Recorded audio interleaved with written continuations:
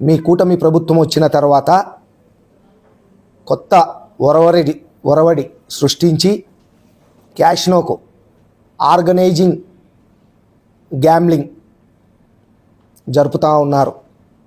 MLA గారు, ఇది ఎవరి ప్రోద్బలంతో ఎవరి అండదండలతో జరుగుతూ ఉందో మీరే చెప్పాలా.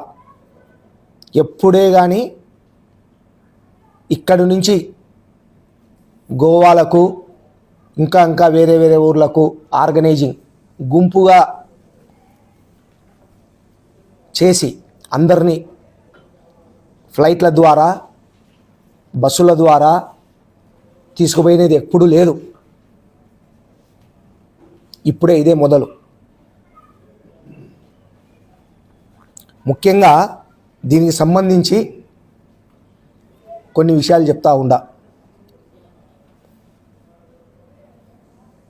దీంతో ముఖ్య పాత్ర పోషించింది నల్లబోతుల నాగరాజు డైరెక్టర్.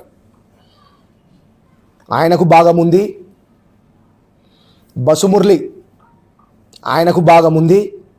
ఇంకా కొంతమందికి భాగాలు ఉన్నాయి దీంట్లో. ఎక్కడికి పిలుచుకుపోయే దాంట్లో గోవాకు పిలుచుకుపోయి క్యాషినోలో జూదమాడిచ్చేదానికి.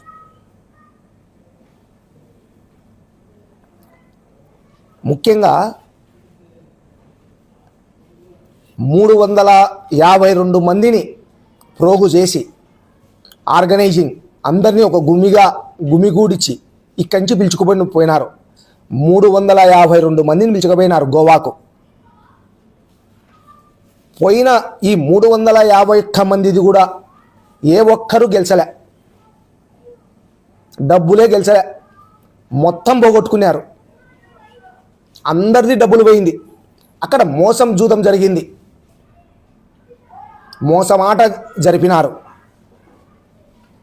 పోయిన ప్రతి ఒక్క వ్యక్తి కూడా అన్న నా డబ్బులు పోయింది, మా డబ్బులు పోయింది, ఇదంతా మోసమాట, పొరపాటు పడిపోయినాము, వీళ్ళ మాటలు నమ్మిపోయినాము, ఈ నల్లబోతుల నాగరాజు మురళి ఇంకా కొంతమంది వ్యక్తులను నమ్మిపోయినాము అని వాళ్ళు వాపోతూ ఉన్నారు. ఎస్పీ గారు కూడా దీనిపైన విచారించాలా. ఆర్గనైజింగ్ గ్యాంబ్లింగ్ జరపచ్చా, జరపకూడదా, పిలుచకపోవచ్చా లేదా అనేది కూడా ప్రొద్దుటూరు డిఎస్పీ మేడం గారు కానీ ఎస్పీ గారు కానీ దీనిపైన పరిశీలించి మళ్ళా త్వరలో నేపాల్ శ్రీలంకలో కూడా వీళ్ళు ఈ ఆర్గనైజింగ్ గ్యాంబ్లింగ్ జరుపుదేదానికి సిద్ధపడతా ఉన్నారు. అక్కడ ఏం జరిగింది అంటే గోవాలో ఇక్కడి నుంచి బస్సులు ఫ్లైట్లలో పిలుచుకొని పోయి ఈ ప్రొద్దుటూరు నుంచి వాసవి బస్సు పోయింది బెంగళూరుకు, బెంగళూరు నుంచి గోవాకు ఫ్లైట్లో, కడప నుంచి హైదరాబాదుకు ఫ్లైట్లో, హైదరాబాద్ నుంచి గోవాకు ఫ్లైట్లో. అక్కడ 7 లాడ్జీలు బుక్ చేసినారు వీళ్ళకు, ఈ 352 మందికి. ప్రతి లాడ్జీలో కనీసం అంటే 10 మంది అమ్మాయిలను పెట్టినారు. దారుణం. అమ్మాయిలను 7 లాడ్జీలలో ఉన్నారు అమ్మాయిలు. ఎవరు చెప్పినారు ఇదంతా మాకు? అక్కడికి పోయి వచ్చిన వ్యక్తులు. నా దగ్గర రికార్డింగ్ ఉంది. వాళ్ళు మాట్లాడిన మాటలు, వాళ్ళు చెప్పిన మాటలు ప్రతిదీ నా దగ్గర రికార్డింగ్ ఉంది. వాళ్ళ బాధ నా దగ్గర స్వయంగా వచ్చి కూడా చెప్పినారు. క్యాషినో, ఈ క్యాషినో అనేది గోవాలో ఒక ప్లేస్లో ఉంటుంది. ఆ ప్లేస్కు వీళ్ళ లాడ్జీలకు ఒక 7-8 కిలోమీటర్ల దూరంలో తీసినారు. ఈ క్యాషినో జరిపే దాంట్లో కూడా లాడ్జీలు ఉన్నాయి. ఆడ కూడా రూములు ఇచ్చినారు వీళ్ళందరికీ రూములు ఇచ్చినారు. ఇచ్చి క్యాషినో బిగిన్ పెట్టినారు. దీంతో మోసమాట అనే దానికి ఏంటంటే ఒక డెక్ అనేది ఉంటుంది. ఆ డెక్లో కార్డ్స్ పెడతారు. ఆ డెక్లో కార్డ్స్ ఉండేటి ఏమేమి ఏ కార్డు ఎక్కడెక్కడ ఉంది అనేసి ఆ పైన ఒకతను సీసీ కెమెరాల్లో చూసుకుంటూ ఉంటాడు. అక్కడ ఏ ఆకు ఎక్కడ పడుతుంది, లోపల పడుతుందే బయట పడుతుందే, మంగతాయి ఆట లోపల బయట అనేది అతనికి తెలుస్తూ ఉంటుంది. అంతా స్కాన్ చేసుకుంటున్నారు. అంతా స్కానింగే, అంతా మోసమే. ఆ డెక్కునే షూ అంటారు, ఒకటి మోసమాటనే షూ. ఇదంతా కూడా మేము వివరంగా కనుక్కొని చెప్తా ఉన్నాం. అంటే ఇక్కడ ఎక్కడో జూదాలు ఆడుతుంటారు, మోసం ఉండదు. వాళ్ళు ఆడుకుంటుంటారు, పోగొట్టుకుంటుంటారు, వస్తుంటారు, పోతూ ఉంటుంది. ఇది మాత్రం ఇక్కడే ఈ 352 మంది డబ్బులు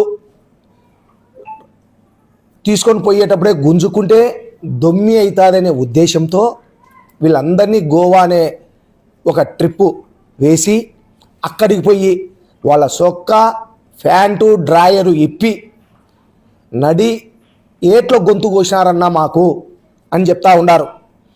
కనీసం అంటే 10 కోట్ల రూపాయలు వీళ్ళకు వచ్చింది డబ్బులు. ఈ ఆర్గనైజర్లకు 10 కోట్లు దొందుకున్నారట్టనే వీళ్ళది. వీళ్ళల్లో పాపం బేల్దారులను కూడా పిలుచుకుపోయినారు వీళ్ళు. బేల్దారులు వాళ్ళ లెక్క 12 లక్షలు పోయింది. వాళ్ళ బ్యాచ్ 7 మందో 8 మందో పోయినారు, వాళ్ళకి 12 లక్షలు పోయింది. ఇంకొక విచిత్రం ఉంది. మా పైన ఎవరైతే ప్రెస్ మీట్ పెట్టి విమర్శించుతుంటారో ఆ ప్రెస్ మీట్లు ఇట్లా పక్కన కూర్చుంటారు. పాపం వాళ్ళది కూడా అతను చెప్తున్నాడు. ఆ పక్కన కూర్చునే ఆ పేరు చెప్తే బాగుండదు పాపం. వాళ్ళు ఎందుకంటే ఆడనీకి పోయిన వాళ్ళు, ఆడనీకి పోయిన వాళ్ళను పేర్లు చెప్పడం బాగుండదు, ఆడిపించే వాళ్ళ పేర్లు చెప్పడం కరెక్ట్.